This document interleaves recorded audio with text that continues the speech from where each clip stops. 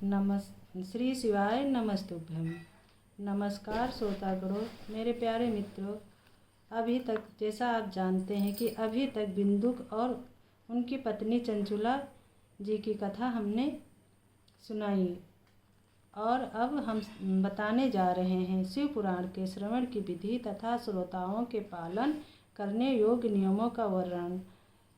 तो जैसे बोलते हैं, शौनक जी कहते हैं, महाप्रयाग व्यास शिष्य सूत जी, आपको नमस्कार है। आप धन्य हैं, शिव भक्तों में श्रेष्ठ हैं। आपके महान गुण वर्णन करने योग्य हैं। अब आप कल्याण में शिव पुराण के श्रवण की विधि बतलाइए, जिससे सभी श्रोताओं को संपूर्ण उत्तम फल की प्राप्ति हो सके।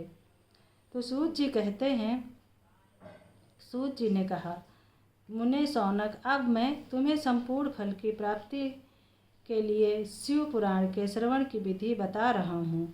पहले किसी ज्योतिषी को बुलाकर दान मान से संतुष्ट करके अपने सहयोगी लोगों के साथ बैठकर बिना किसी विघ्न बाधाओं के कथा की समाप्ति होने के उद्देश्य से शुद्ध मुहूर्त का अनुसंधान कराएं और प्रयत्नपूर्वक देश देश में स्थान स्थान पर यह संदेश भेजे कि हमारे यहाँ शिव पुराण की कथा होने वाली है।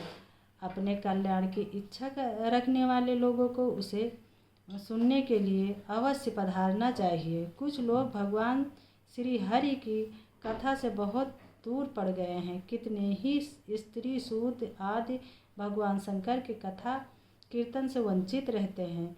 उन सबको भी सूचना हो जाए, ऐसा प्रबंध करना चाहिए। देश देश में जो भगवान शिव के भक्त हों तथा शिव कथा के कीर्तन और श्रवण के लिए उत्सुक हों, उन सबको आदरपूर्वक बुलवाना चाहिए और आए हुए लोगों का सब प्रकार से आदर सत्कार करना चाहिए। शिव मंदिर में, तीर्थ में, वन प्रांत में अथवा घर में शिव पुराण की कथा सुनने के लिए उत्तम स्थान का निर्माण करना चाहिए।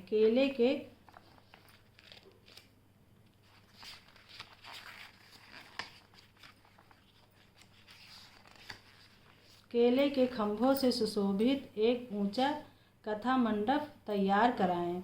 उसे सब और फल पुष्प आदि से तथा सुंदर चंदों वैसे अलंकृत करें और चारों ओर ध्वजा पताका लगाकर तरह तरह के सामानों से सजाकर सुंदर शोभा संपन्न बना दें।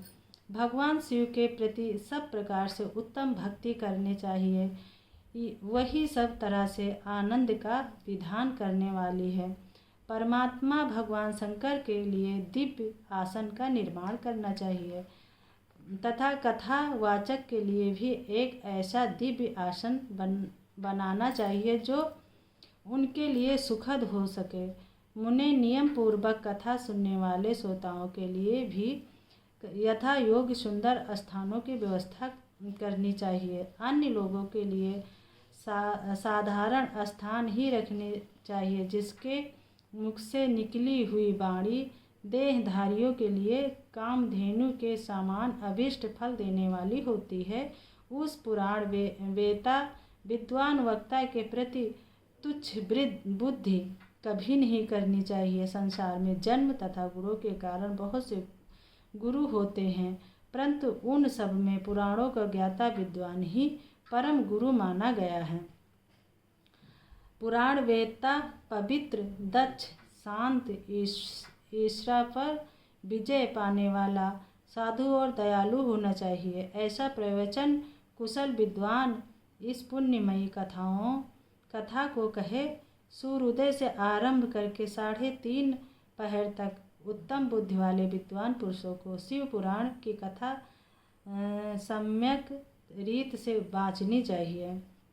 मध्याह्न काल में 2 घड़ी तक कथा बंद रखनी चाहिए, जिससे कथा कीर्तन से अवकाश पाकर लोग मल मूत्र का त्याग कर सकें। कथा प्रारंभ के दिन से एक दिन पहले व्रत ग्रहण करने के लिए वक्ता को क्षौर करा लेना चाहिए। जिन दिनों कथा हो रही हो, उन दिनों प्रयत्न पूर्वक प्रातः काल का सारा नित्य कर्म संक्षेप से ही कर लेना चाहिए। वक्ता के पास उसकी सहायता के लिए एक दूसरा वैसा ही विद्वान स्थापित करना चाहिए, वह भी सब प्रकार के संशयों को निवृत्त करने में समर्थ और लोगों को समझाने में कुशल हो। कथा में आने वाले विघ्नों की निवृत्ति के लिए गणेश जी का पूजन करें। कथा के स्वामी भगवान शिव की तथा विशेषता पूर्व शिव पुराण की पुस्तक की भक्ति भाव से पूजा करें। तत्पश्चात उत्तम बुद्धि वाला श्रोता तन मन से शुद्ध एवं प्रसन्नचित हो आदर पूर्वक शिव पुराण की कथा सुने। जो वक्ता और श्रोता अनेक प्रकार के कर्मों में भटक रहे हों, काम आदि इच्छा विकारों से युक्त हों, स्त्री में आसक्ति रखते हों और पाखंडपूर्ण बातें कहते हों, वे पुण्य के भागी नहीं होते हैं। जो लौकिक चिंता तथा धन, गृह एवं पुत्र आदि की चिंता को छोड़कर कथा में मन लगाए रहते हैं, उन शुद्ध बुद्धि पुरुषों को उत्तम और भक्ति से युक्त होते हैं, दूसरे कर्मों में मन नहीं लगाते हैं और मौन, पवित्र एवं उद्वेग शून्य होते हैं, वे ही पुण्य के भागी होते हैं। सूत जी बोले, शौनक, अब शिव पुराण सुनने का व्रत लेने वाले पुरुषों के लिए जो नियम हैं उन्हें भक्ति पूर्वक सुनो। नियम पूर्वक इस श्रेष्ठ कथाओं को सुनने से बिना किसी विघ्न बाधाओं के उत्तम फल की प्राप्त होती है। जो लोग दीक्षा से रहित, उनका कथा श्रवण में अधिकार नहीं है, अतः उन्हें कथा सुनने की इच्छा वाले सब लोगों को पहले वक्ता से दीक्षा ग्रहण करनी चाहिए। जो लोग नियम से कथा सुने, उनको ब्रह्मचर्य से रहना, भूमि पर सोना, पत्तल में खाना और प्रतिदिन कथा समाप्त होने पर ही अन्न ग्रहण करना चाहिए।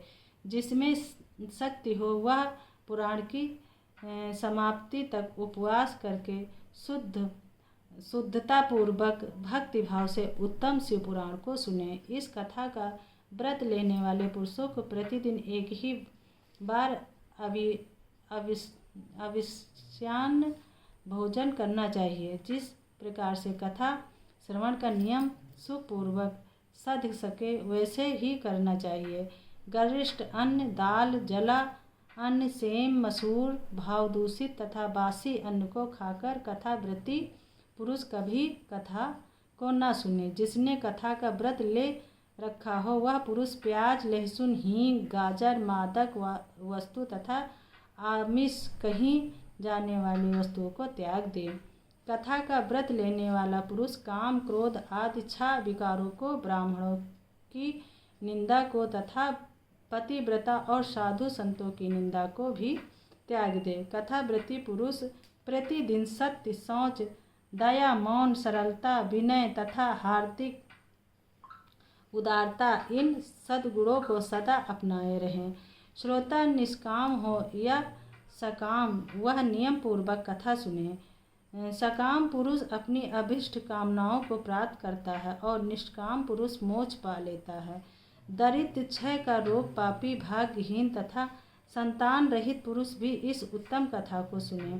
काक, बांध्याय आदि जो 7 प्रकार की दुष्टा स्त्रियां हैं वे तथा जिसका गर्भ गिर जाता हो वह, इन सभी को शिव पुराण की उत्तम कथा सुननी चाहिए।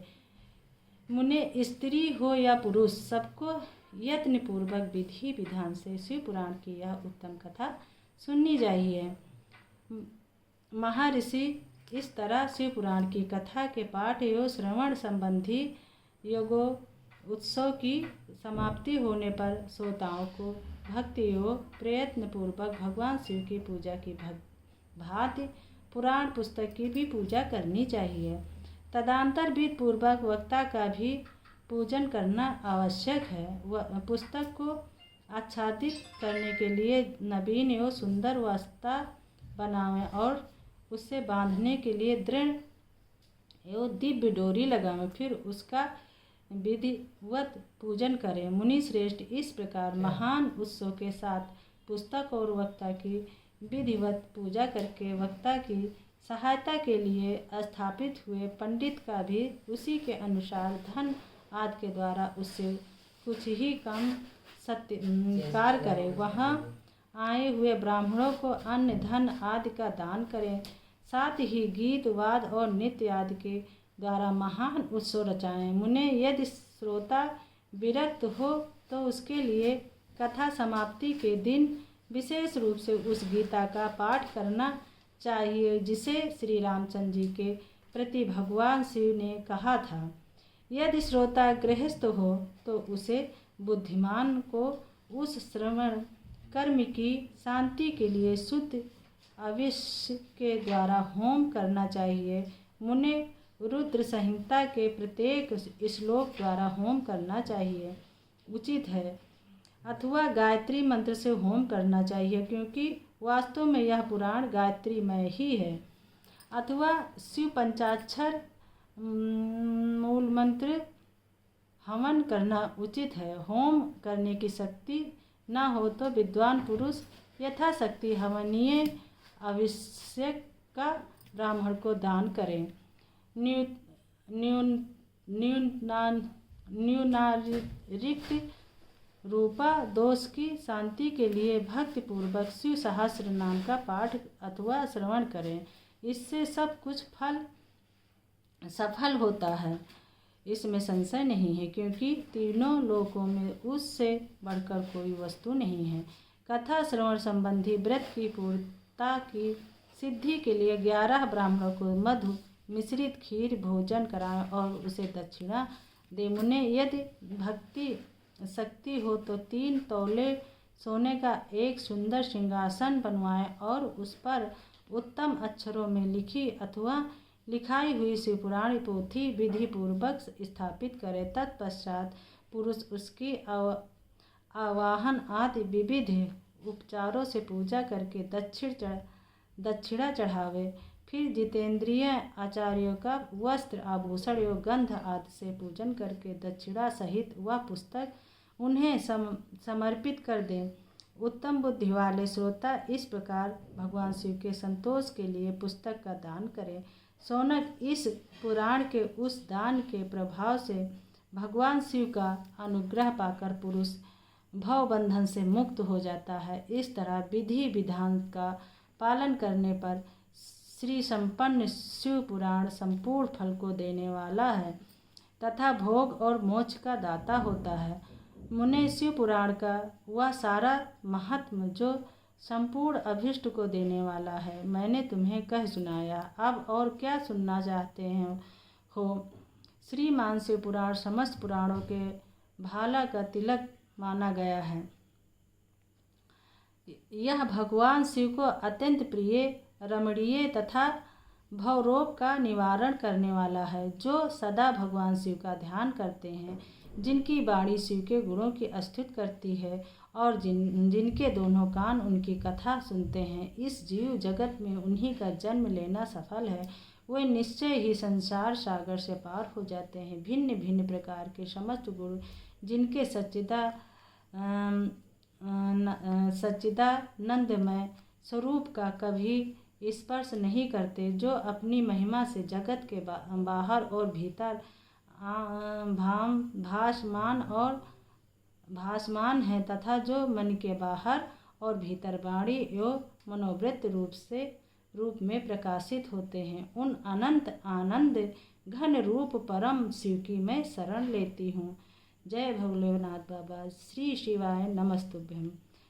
श्री श्रोतागणों, अभी तक की महात्म का वर्णन मैंने किया है। आगे की कथा हम कल सुनाएंगे। श्री शिवाय नमस्तुभ्यम।